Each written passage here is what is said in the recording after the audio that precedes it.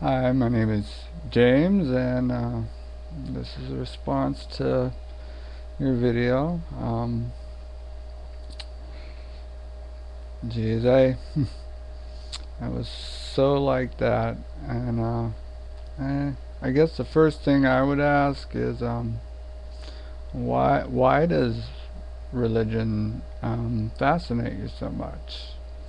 I mean, for me, um, I started studying religions. Um, at about that time in my life because I liked watching people, and I wanted to understand why people made the decisions that they did, and I realized that our beliefs have a direct effect on how we decide and make choices in our life. So I started studying all the major religions and obscure religions, moral, immoral, everything. If I could get a book on, and I didn't study it fully at that time. I was more just looking for the basic of what of a person's belief system, um, and it was through this research that I did that I noticed the similarities in moral religions, and how a lot of the stories were similar in ways. I would read books on philosophy, books, by Christian authors, books not by Christian authors, and I came across a lot of really good information at that time. This was back in 1988, and I found information then on how a lot of stuff is from the Jewish, came off of Jewish traditions and stuff, and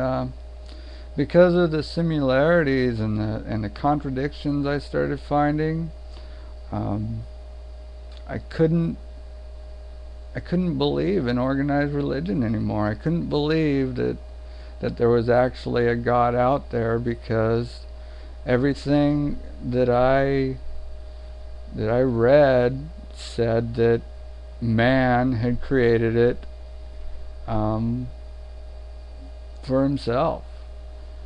And then for a long time, that's where I left it. I never labeled myself. I didn't believe in a supreme being anymore. Um, I left it like that for a long time. I was comfortable with myself in that decision, and um, I and so it wasn't until a couple years ago, I was married, and I got divorced. My my ex-wife, she had an internet affair, and I found out about it, and that really was hard. Um, when the divorce was final, I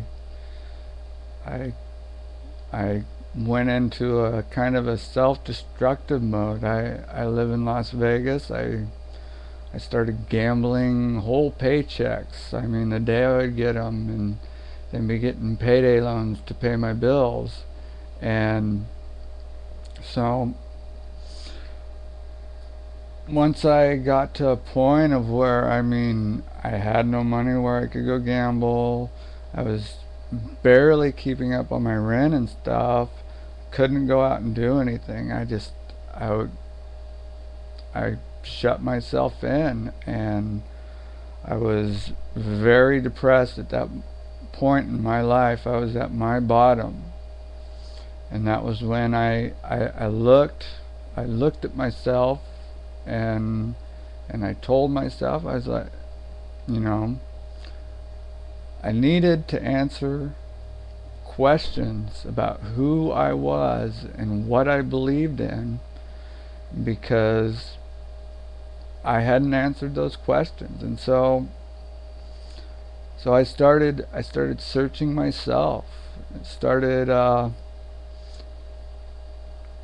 contemplating on the different things that I did know. One thing that inspired me during that time was the novels of Ayn Rand. She created a philosophy of objectivism, which is more of a praise of the human spirit and man and his potential. So I mean, a lot of what brought me out of that was that, but I started asking myself, you know, who am I? What am I? What is my purpose? And in answering those questions for myself, and not listening to what other people tell me, not listening to what pastor or anyone else told me, I realized that the only thing that I had control of in my life was my choices, and what I believe in, and that if I can perceive a situation and know and accept the feelings that are inspired by that situation, then the choice I make based on that information that I take in will be right for my life. I live my life searching for the things and pursuing the things that make me happiest. And for the most part anymore, the things that make me happiness are things that stimulate my mind. And when I found these discussions on YouTube, I've only been posting videos for about a week now. This was something that stimulated my mind, and it gave me a passion again and a motivation that I hadn't had for a while, because I'd come to where I knew who I was, and what people thought about me doesn't matter anymore, because what I think is the only thing that matters, and I know and I love myself, and nothing anybody can say will change my opinion of that. Like I said, when I explain my beliefs and what I believe in to people, I've always been considered an atheist by my friends, because I don't have a belief in a higher power. I believe in myself. But I don't like to label myself, because that allows people to presuppose what they think my beliefs will be before they even talk to me. And I think that is a big problem in our society, and with the fundamentalists of any religion, it's these definitions that are out there that propagates the hatred and the intolerance that they have for each other, which in effect causes these fights and the